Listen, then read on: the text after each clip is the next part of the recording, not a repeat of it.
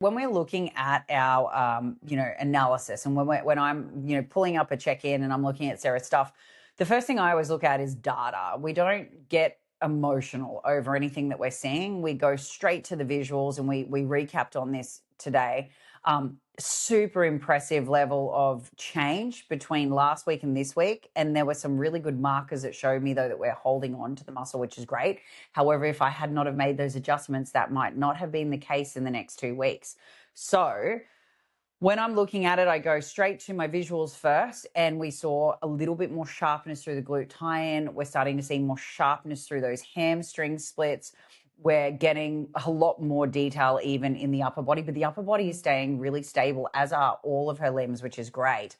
So waist came in. We could see more visible conditioning coming through serratus and obliques through that baseline midsection, which is great considering she's actually in ovulation. We also saw that overall weight had come down by 1%, which was higher than what I wanted. So with this, change this week, I think we're going to see that slow down a little bit, which is important. So we had weight down, we had waist and hips down, we had limbs that were stable, we had steps slightly down but within range because we did want that reduction in output, and everything else was aligned with the target adjustments that we made. So when I'm looking at the visuals and I'm like, cool, everything looks crisper, sharper, but still full, and we're not looking stringy, flat, and depleted, then I'm also looking at it and going, cool, we've got stabilization in limbs, but we've got waist going down, hips going down, and never, ever question her adherence. And that tells me that even with less output, even with more food, we were still seeing fat loss.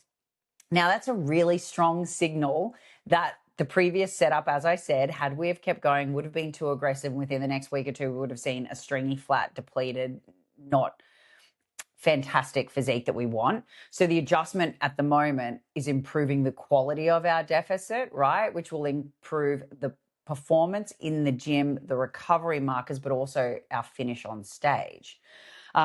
What we're chasing here is efficient fat loss, not excessive fat loss at the detriment of the shape that we want to present, right? I feel like almost daily, like since we've made those increases, I'm feeling better, but also like looking better each day. Like looking a little bit fuller, a little bit tighter. Sharper. Yeah, there's kind of like new lines coming through. I can definitely notice when I'm doing my posing that we're looking better with that food increase, which just almost feels so backwards.